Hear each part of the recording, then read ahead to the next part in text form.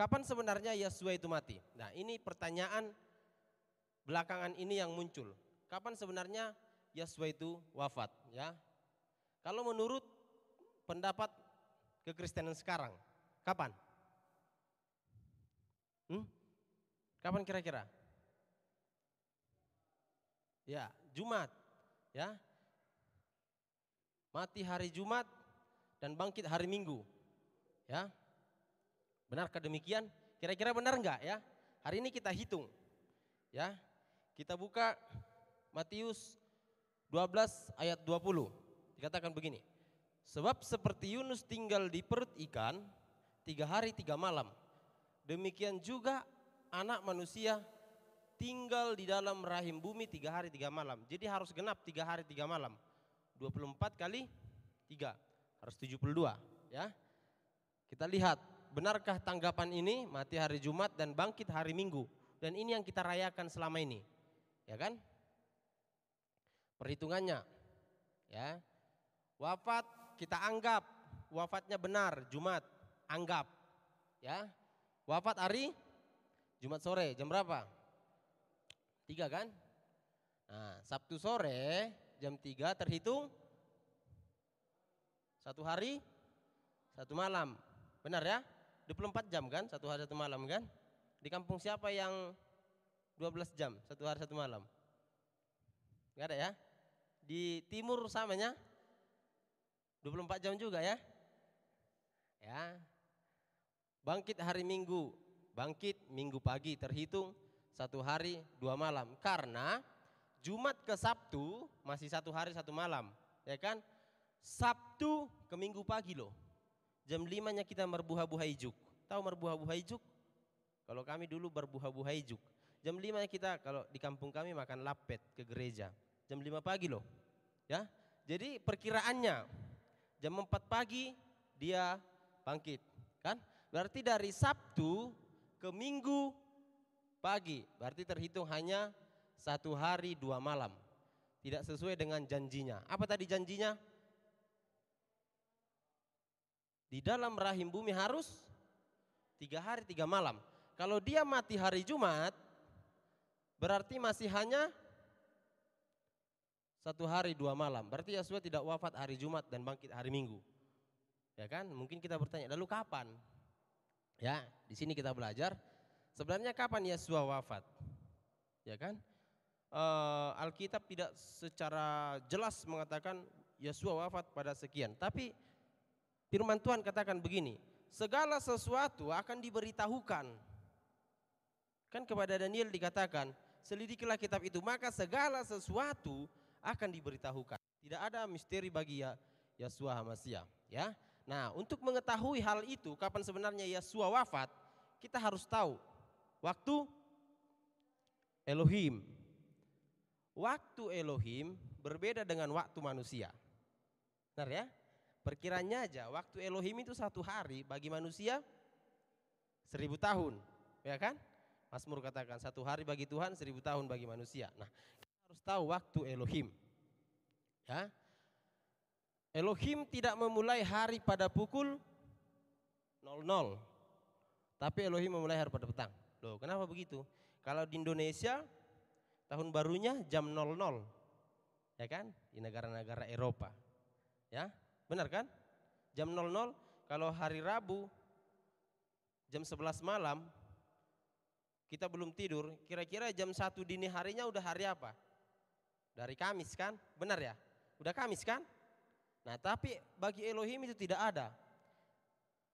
Kejadian 1:1, dan Elohim menamai terang itu siang dan gelap itu malam. Jadilah petang dan jadilah pagi. Itulah hari pertama. Jadi ini dia. Yosua memulai hari petang. Bukan dini hari jam 1, jam 00. Ya, bukan juga pagi hari jam 7. Tapi ini. Makanya puasa kita, puasa Kristen itu sahurnya bukan jam 4. Sahurnya itu jam 5. Makanya RF Sabat itu jam 6 lewat. Karena Jumatnya Masih Jumat kan jam 5, tapi jam 6 itu udah Sabtu, udah Sabat. Dan itu dipakai oleh orang Israel. Dan dipakai itu. Ya kan? Makanya kita ada Erev Sabat. Makanya kalau puasa kita, kalian hari Sabtu puasa. Ya kan? Nah, mulai dari Jumat jam 6 sampai Sabtu jam 6 itu puasa. Jadi harus 25 jam. Ya kan? Nah, ini beda, makanya beda puasanya Kristen. Puasanya Kristen dengan puasanya tetangga kita. Kalau tetangga kita ada sahurnya, ada makannya. Berarti hanya tidak makan siang. Nah, kalau kita 25 jam, ya. Jadi ini tadi, konsep pertama, Tuhan memulai hari pada petang, ya, bukan dini hari, ya. Nah, ini dia bukti-buktinya. Imamat 23 dulu. Mulai pada malam tanggal 9 bulan itu, dari matahari terbenam, kamu harus sabatmu. Ya, sama dengan puasa.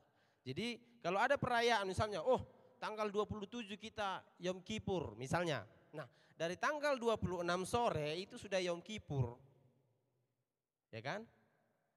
Makanya kalau kita di Indonesia, siapa berantem pada hari Jumat jam 8 malam. Nah, kalau di perhitungan di daerah timur itu sudah dikatakan siapa berantem pada hari Sabtu jam 8. Tetapnya malam, jam 8 malam, bukan berarti pagi.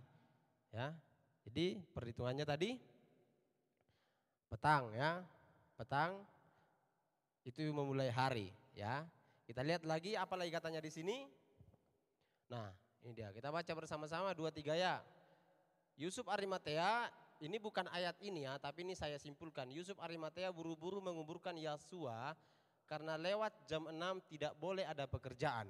Ini di Yohanes 19 ayat 13. Ini saya simpulkan ini. Sebelum Sabat semua yang namanya kebutuhan Sabat harus dipersiapkan. Jadi kalau di bangsa timur, terlebih Israel yang menggunakan waktu Elohim, itu hari Jumat itu hari persiapan. Ya, jadi Jumat itu hari persiapan. Jadi kita juga harus punya hari persiapan, ya. Bukan berarti harus hari Jumat, hari persiapan. Kalau Sabat, ya kan? Nah, ini kita lihat. Lalu benarlah. Kenapa benar? Ini konsep orang banyak. Kan Yasua mati, wafatnya hari ini dikatakan wafatnya Yusuf Arimatea buru-buru karena sorenya udah nggak boleh kerja karena Sabat. Nah, ini dia kita lihat. 2 macam Sabat. Sabat pada waktu itu kira-kira Sabat apa? Ada berapa macam Sabat? 2. Ada namanya Sabat Gadol. Ada namanya Sabat besar. Sabat perayaan besar. Jadi 7 hari raya Yahudi itu disebut Sabat. Ya, 7 hari raya Yahudi. Jadi sebenarnya kita ini Kristen harus merayakan 7 hari raya. Berapa hari raya? 7. Ya, itu disebut Sabat. Mau jatuhnya hari Rabu itu tetap hari Sabat. Ya, ini Gadol dan besar. Nah, ini kira-kira Sabat kematian Yesua, Sabat yang mana? Ya, Yohanes 19 ayat 31. Kita baca bersama-sama. 2-3 ya.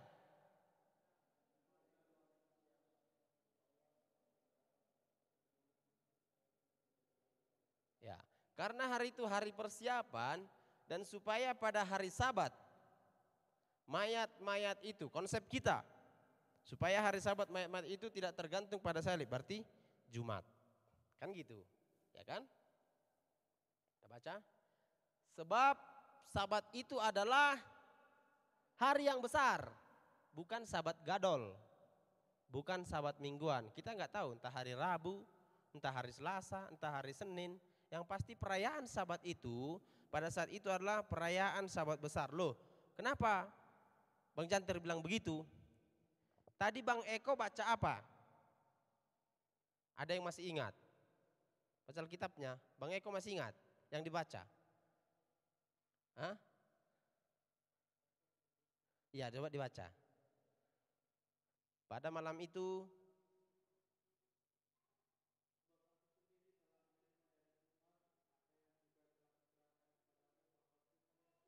Yosua mengambil roti, dari Yosua mengambil roti.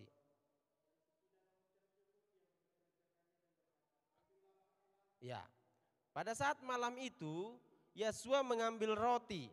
Kebiasaan para Yahudi pada saat Pesak adalah perjamuan, makan roti Paskah. Bukan roti Roma. Makan roti Paskah.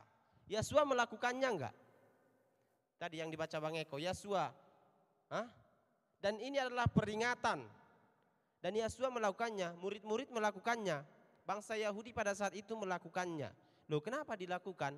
Karena memang pada saat itu udah waktunya mau Paskah. Satu, Paskah pertama. Ada enggak Paskah yang bedanya beberapa hari? Ada kan? Enggak. Paskah pertama ke Paskah selanjutnya, Sabat pertama ke Sabat selanjutnya 3 bulan, enggak. 17 Agustus ke hari pendidikan sekian bulan, enggak. Ada enggak? Sekarang Sabat, besoknya Sabat. Ada enggak? Ada. Ya, jadi Sabat wafat Yosua adalah Sabat besar. Bukan Sabat mingguan atau hari Sabtu. Ya kan? Sabat besar perayaan apa? Ya. Ya, untuk mengetahui perayaan apa pada saat itu, kita harus mengetahui 7 hari raya besar Yahudi. Ini dia. Yang pertama Pesak, ya. Jadi Pesak ini peringatan domba, ya kan? Yosua kan perintahkan ke bangsa Mesir kan? Ini adalah Pesak bagimu. Pada saat itu Pesak masih di bangsa Mesir. Ya, karena apa? Karena pada saat itu bangsa Mesir diperbudak. Udah? Setelah bangsa Mesir diperbudak, lalu Bapak Yahweh mendengar doa mereka. Benar ya? Bapak Yahweh mendengar doa mereka karena mereka diperbudak, lalu Yosua Bapak Yahweh menyelamatkan mereka. Setelah mau menyelamatkan, Yosua katakan ini. Pesak. Ya, apa itu? Memotong domba untuk di mana? Untuk dioleskan di supaya apa dioleskan? Supaya apa? Karena waktu itu potonglah domba, oleskan di tiang pintumu karena malaikat maut akan lewat. Semua anak sulung mati. Nah, siapa yang mengoleskan darah? Dia tidak, anak sulungnya tidak meninggal. Ya, jadi saya percaya pada waktu kemarin saya bilang, seandainya ada orang Mesir yang mengoleskan darah ke tiang pintunya, karena kan malaikat maut lewat. Ya, jadi inilah mau kita ketahui, Bapak Yahweh itu bekerja dengan sistem. Ya, dia lewat anak sulung, semua mati kecuali. Jadi enggak pilih-pilih, oh ini anak Tuhan, anak sulungnya enggak mati. Oh ini anak Tuhan diberkati, enggak. Ya, makanya dikatakan yang percaya, yang mendengar, yang melihat. Lewat malaikat maut semua anak sulung mati kecuali apa? Kecuali rumah yang ada darah di pintunya. Dulu ya, saya pernah dengar atau mitos-mitos yang namanya si seket ulu. Di kampung kami ada itu, jadi ditaruh kapur di sini, kapur sirih, ya. Jadi barang siapa yang ada kapur sirih di telinganya, dia tidak dipotong kepalanya. Itu dulu di zaman kami, ya. Sama dengan hal ini, barang siapa ada darah di pintu rumahnya, malaikat maut tidak menjemput anaknya yang sulung. Udah? Paham ya sampai di sini ya? Jadi kalau ada bangsa Mesir mengoleskan darah di rumahnya, saya yakin itu malaikat maut tidak menjemput nyawa anak sulungnya. Kenapa gitu? Kan itu orang Mesir, kenapa gitu? Ya, Bapak Yahweh sekali lagi bekerja dengan sistem. Bapak Yahweh bilang sama malaikatnya semua darah. Nah, lalu kenapa orang Mesir tidak mengoleskan darah di pintu rumahnya? Kenapa? Inilah kabar baik itu. Kabar baik akan selalu didengar oleh orang-orang percaya terlebih dahulu. Kan bangsa Israel umatnya kan, sama dia dikabarkan. Nah ini sekarang ini yang saya paparkan ini belum tentu orang lain dengar. Ya kan? Sekarang belum tentu semua manusia tahu bahwa Yosua mati di kayu salib lalu darahnya berkuasa. Belum tentu semua dengar. Nah pada saat itu yang dengar hanya orang Israel. Ya kan? Lalu orang Israel, enggak semua juga orang Israel membuat darah itu. Karena ada juga yang jugul. Jugul. Ada enggak bangsa Israel yang jugul? Ada. Kan sama seperti kita, hamba-hamba Elohim. Adanya yang jugul? Ada. Iya kan? Lebih dari banyak. Kan? Jugul, keras kepala. Jadi bangsa Israel yang keras kepala tidak mengoleskan darah di pintunya. Ya. Lalu, ini kan tadi peringatan kematian anak sulung. Ya kan? Jadi pada saat ini mau diingatkan kematian anak sulung. Pada saat hari yang Pesak tentukan, apa kata Yosua? Lakukanlah ini sebagai peringatan. Kira-kira terjawab enggak nubuatannya? Jawab ya. Peringatan loh. Yosua kan? Lakukanlah ini sesering mungkin sebagai peringatan akan penderitaan Yeshua HaMashiach. Jadi kalau mereka lalu lakukan Paskah, itu adalah sebagai peringatan kematian anak sulung. Oh, sebagai peringatan kematian. Selanjutnya roti tidak beragi. Ya, apa itu roti tidak beragi? Keluaran 34 ayat 18 sampai ini dia. Yosua menghalau, ini dia. Keluaran 34, ya. Coba kita buka dulu Keluaran 34 ini. Keluaran 34. Apa hubungannya dengan kematian Yosua?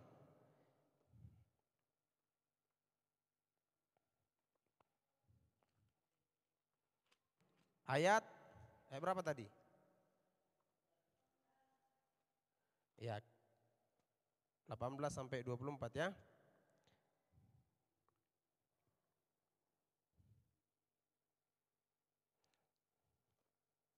Coba satu orang membaca.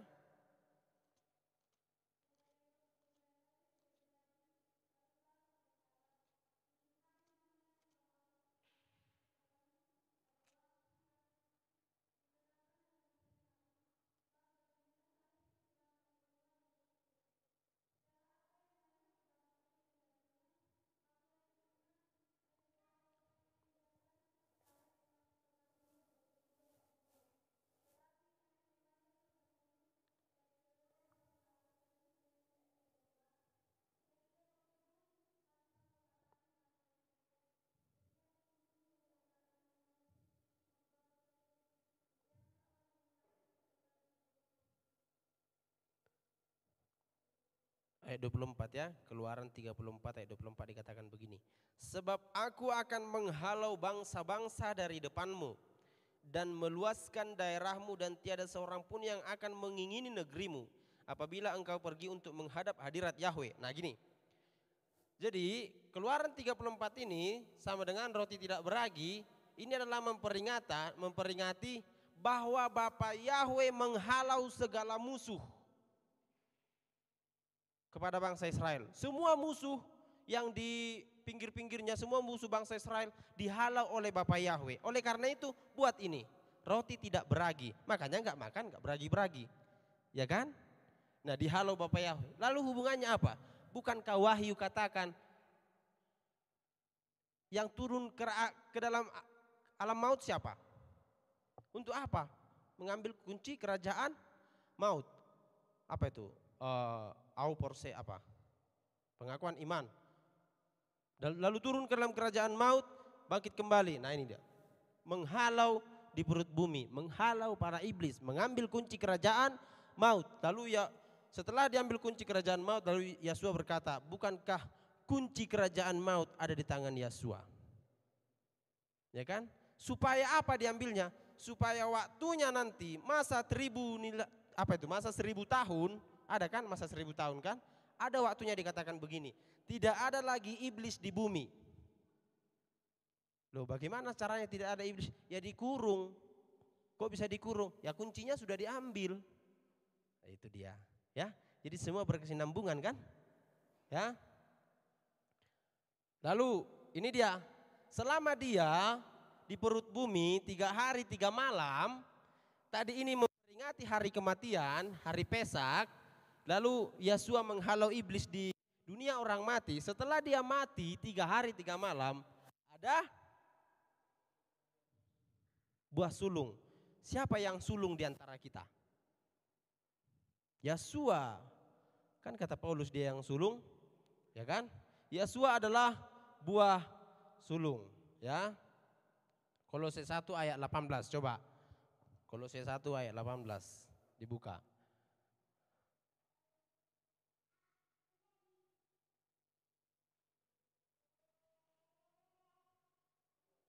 Ayo dibaca satu orang.